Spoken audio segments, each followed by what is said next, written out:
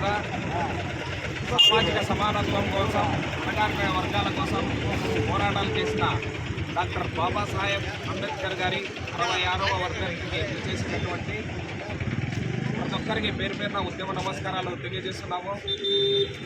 Doctor Babasaheb Ambedkar గారు 1947 భారత రాజ్యాంగ పరిషత్ చైర్మన్గా నియమితమైనప్పటి నుంచి అణగారిన వర్గాల కోసము, బడుగు బలహీన వర్గాల కోసము శక్తివంతంగా పోరాటం జరిగింది.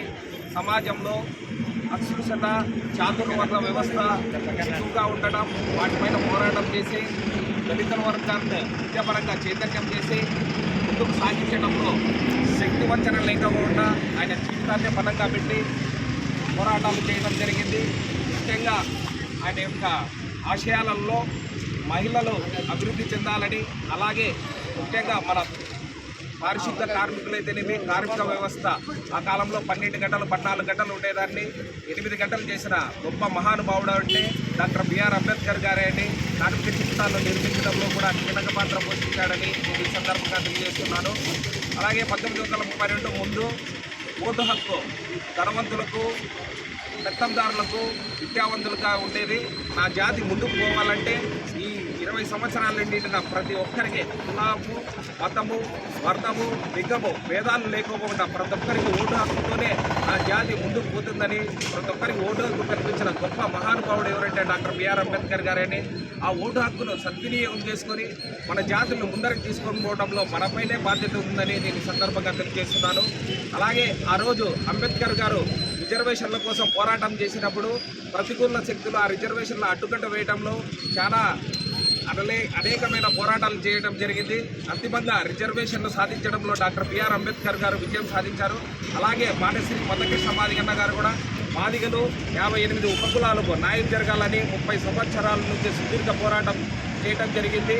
దానికి అనేకమైన వ్యతిరేక శక్తులు 30 సంవత్సరాల నుంచి అడ్డుకట్ట వేస్తున్నా కూడా ఆ మహానుభావుడు మాదిగల అభ్యున్నతి కోసము ఏబిసిడి వర్గీకరణ ద్వారానే మన మాదిగలు ఉన్నత స్థాయికి చేరుకుంటారనే ఉద్దేశంతో పోరాటం చేస్తూ రావడం జరిగింది. అందుకు గాను ఆగస్టు 1వ తేదీ సుప్రీంకోర్టు ద్వారా రాష్ట్రాలు ఏబిసిడి వర్గీకరణ చేసుకోవచ్చనే చారిత్రాత్మక తీర్పు రావడము ఆ మహానుభావుని యొక్క గొప్పతనమే అని ఈ సందర్భంగా తెలియజేస్తున్నాను. జై మాదిగా, జై మందకృష్ణ. రాష్ట్రంలో ప్రపంచంలో ఎవరికి ఎక్కడ అన్యాయం జరగకూడదనే ఏకైక వ్యక్తి డాక్టర్ బిఆర్ అంబేద్కర్. ఆ రోజు ప్రతి కార్మికులు 20 గంటలు, 12 గంటలు, 18 గంటలు పని చేయించుకుంటామంటే మా కార్మికులకు కావాల్సిన కేవలం 8 గంటలే అని చెప్పి కార్మికుల కోసం పోరాటం చేసిన ఏకైక వ్యక్తి ఎవరంటే బిఆర్ అంబేద్కర్.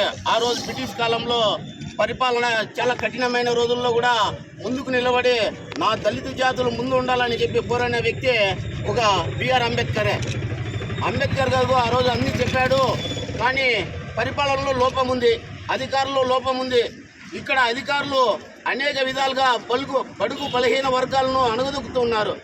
అలాంటి కాలంలో నా దళిత మాదిగ జాతికి అన్యాయం జరుగుతుందని చెప్పి ఎంఆర్పిఎస్ వ్యవస్థాపకుడైన మందకృష్ణ మాదిగ ఈ పొద్దు ముందుకు వచ్చి 30 ఏళ్ళ పోరాటం చేసి 30 ఏళ్ళ పోరాటంలో ఎస్సీ మాదిగలకు అన్యాయం జరుగుతుంది, ఉద్యోగాల్లో అన్యాయం జరుగుతుంది, చదువుకున్న విద్యార్థులకు అన్యాయం జరుగుతుందని పోరాడిన వ్యక్తి మందకృష్ణ మాదిగన్న. ఈరోజు 30 ఏళ్ళ పోరాటం చేసి వర్గీకరణ ఆగస్టు 1వ తారీఖున వర్గీకరణ అమలు చేస్తే దాన్ని కూడా దొంగలో తొక్కుతుంటే అన్న నేను ముందున్నాను, మీకు వర్గీకరణ చేస్తాను, చదువుకున్న వారికి చదువుకునే అవకాశం వస్తుంది, ఉద్యోగం లేని వాళ్ళకు ఉద్యోగం అవకాశం వస్తుంది, ఉద్యోగాల్లో ఉన్న వాళ్ళకి రిజర్వేషన్ కల్పిస్తారనే ఆలోచనతో మన సోదరులైన మాల సోదరులు ఇతర వ్యక్తులు అణుగుదొక్కుతుంటే నేను ముందర ఉన్నానని చెప్పి ఈరోజు కూడా రాష్ట్ర ప్రభుత్వాలతో ఫైట్ చేస్తున్న వ్యక్తి మన మందకృష్ణ మాదిగన్న. ఈరోజు కూడా మనం ఒకటే ఆలోచించండి, మనం ఎంత పోరాటం చేసి ఎన్ని చేసుకున్నా కూడా మనము ఐకమత్యంగా ఉండి ఐకమత్యంతో సాధించుకోకపోతే రాబోయే రోజుల్లో మనకు పుట్టగతులు ఉండవు, మళ్ళా కూడా నా భూతే నా భవిష్యత్తు అనే కాలానికి వెళ్ళిపోతాము. దయచేసి ప్రతి ఒక్కరూ ఆలోచన చేయండి.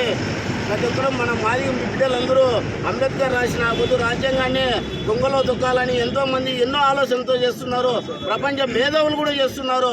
దయచేసి ఇది ఒకటే గమనించి ఈ అవకాశం ఇచ్చిన మీ అందరికీ నమస్కారం.